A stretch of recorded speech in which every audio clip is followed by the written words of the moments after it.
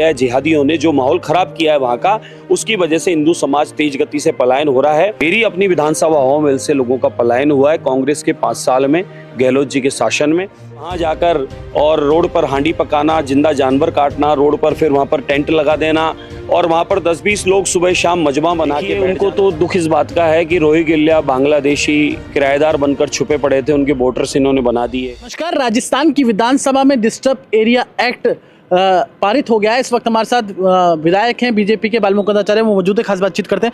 बालमुकुंद आचार्य जी, आप लगातार आवाज़ उठा रहे थे, मैं देख रहा था कि जब भी हिंदू विहीन होने की बात आती है आप सबसे आगे खड़े रहते हैं, और आपके क्षेत्र में हवा महल और आपके आसपास की विधानसभाओं में पोस्टर भी लग रहे थे पलायन के।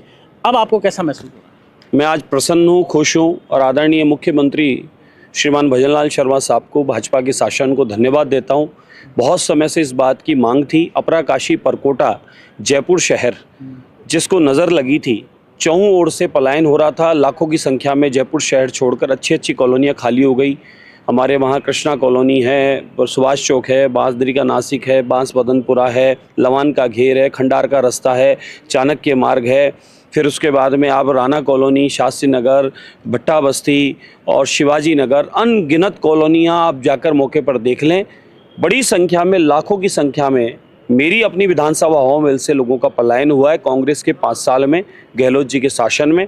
और पास की विधानसभा किशनपोल में और आदर्श नगर में भी लाखों की संख्या में पलायन हो चुका है सनातनियों का, हिंदू समाज का। रफीक खान, सवाल दूसरा कारण कि जब सुविधाएं हैं शहर में, पूरे परकोटे में हॉस्पिटलिटी चाहिए, व्यापार चाहिए और आसपास में ट्रांसपोर्ट चाहिए, पर्यटन का क्षेत्र है, पूरी दुनिया परकोटा घूमने आती है, देखने आती है। फिर परकोटे से जाने का कारण वहाँ पर अशांति का वातावरण बनाना, किसी भी एक सनातनी कॉलोनी में एक मकान गुपचुप तरीके से किसी और तरीके से खरीद लेना, फिर वहाँ जाकर और रोड पर हांडी पकाना, जिंदा जानवर काटना, रोड पर फिर वहाँ पर टेंट लगा देना और वहाँ पर 10-20 लोग सुबह शाम मजमा बना के बैठ जाना, आती जाती बहन बेटियों को परेशान करना।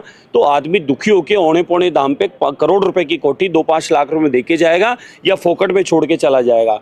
साथ ही 100-125 मंदिर जो मैंने घूम कर ढूंढ कर चुनाव से पहले दिखाएं, जिन मंदिरों पर ताले लगे हैं, कचरा घर बना दिए हैं। सबसे ज़्यादा किशनपोल और आदर्श नगर विधानसभा में प्राचीन मंदिरों पर ताले लगे हैं, मूर्तियों को खंडित किया है और वहाँ पर जिस प्रकार का वातावरण दूषित कर दिया गया है, जिहादियों ने जो माहौल ख़राब किया है वहाँ का, उसकी वजह से हिंदू समाज तेज गति से पलायन हो रहा है।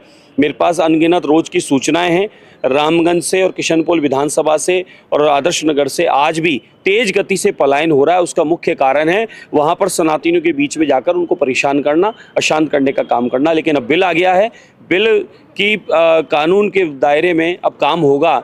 ये मानो कि हमारे सभी लोगों को समानता का अधिकार भी मिल रहा है और बिल के माध्यम से लोगों की प्रॉपर्टी भी सुरक्षित रह रही है और वो जो परकोटे में रहना चाहते हैं उनको भी पूरा सम्मान मिल रहा है। रफीक खान कह रहे हैं कि हमारी सरकार बनेगी ना तो हम कानून के दायरे में फिर से हटा देंगे। उनके अध्यक्ष भी कह रहे थे, डोटा सरा भी कह रहे थे, और रफीक खान लगातार सवाल भी उठा रहे थे। आप देख रहे थे कि किस तरह से वो बोल रहे थे आपकी सरकार पर और इस बिल पर सवाल उठा रहे हैं। देखिए, उनको तो दुख इस बात का है कि रोहिंग्या बांग्लादेशी किराएदार बनकर छुपे पड़े थे, उनके वोटर्स इन्होंने बना दिए, उनके वोट रोहिंग्या बांग्लादेशियों के कट रहे हैं। एक दुख वो हो गया। दूसरा ये कि ये बड़े बड़े इनके फाइनेंसरों को लाकर वहाँ पर ज़मीनें खरीदवाने का काम, एक प्रकार से लैंड जिहाद का काम, और वहाँ पर उस प्रकार की माहौल बनाने का काम कर रहे हैं। तो अब उसमें कहीं ना कहीं मुख्यमंत्री महोदय ने लगाम कस दी, तो इनको पीड़ा स्वाभाविक होना है। लेकिन ये जो सपना देख रहे हैं मुंगेरी लाल का कि हमारी सरकार आएगी और हम बिल को परिवर्तन कर देंगे, ये आप अपने दिमाग से निकाल दीजिए। सरकार पुनः भाजपा की आएगी, कमल का फूल खिलेगा, इसलिए आप ये सब सपने देखना बंद। मोदी जी की जो सोच थी जो गुजरात में, उसका आपको लगता है इम्प्लीमेंटेशन किया है? देखिए, गुजरात की परिस्थिति, गुजरात के अनुरूप कानून और वहाँ की व्यवस्थाएं हैं, राजस्थान की परिस्थिति के अनुरूप राजस्थान के कानून की आवश्यकता है। मोदी जी की सोच थी उस समय, लेकिन देखिए आप, इन्होंने आज एक सदन में कहा कि गोदारा कांड किसने करवाया? गोदारा कांड तुमने करवाया, सोची समझी साजिश। कश्मीर का काम, कश्मीर में कत्लेआम करवाया, हिंदुओं को मरवाया, किसने मरवाया? तुमने मरवाया। इमरजेंसी किसने लगाई? तुमने लगाई, तुमने गोलियां चलाई और हमारे सिख पंथ के बंधुओं पर तुमने गोलियां चलवाई। तुमने अनगिनत दंगे के काम के हिंदुस्तान पाकिस्तान तुमने किया। हिंदुस्तान का जिगर काट के तुमने एक अपने प्रधानमंत्री बनने के चक्कर में तुमने किया। अब तक दंगे भड़काने का काम, दंगे कराने का काम, अशांत क्षेत्रों में पलायन कराने का, परेशान क्षेत्रों में जाकर और विशेष समुदाय को सपोर्ट करके वहाँ से लोगों को पलायन करने का वो तुमने किया, ये जनता सब जानती है। इसलिए इस प्रकार की बातें करना उचित नहीं है। अब समय युग परिवर्तन है। आप तो विशेष समुदाय मत बोलो। आदरणीय मोदी, आदरणीय मोदी जी ने 2014 में जैसे ही कमान संभाली, पूरे दुनिया ने एक ही मांग की थी कि गुजरात मॉडल की हम कामना करते। कारण क्या था? गुजरात का विकास।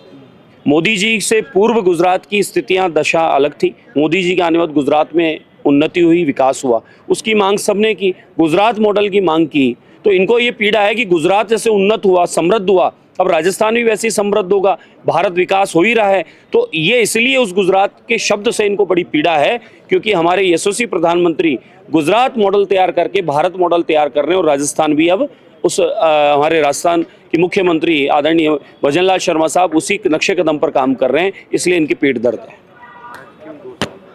बालमुकुंदाचार्य थे और आज डिस्टर्ब अशांत क्षेत्र जो बिल है, डिस्टर्ब एरिया बिल, वो पास हुआ है। बालमुकुंदाचार्य जी ने कहा है कि ये मोदी जी जो गुजरात मॉडल है उससे कहीं ना कहीं परेशान थे, जो कांग्रेस के नेता है, इसलिए आज ये विरोध कर रहे थे। नमस्कार।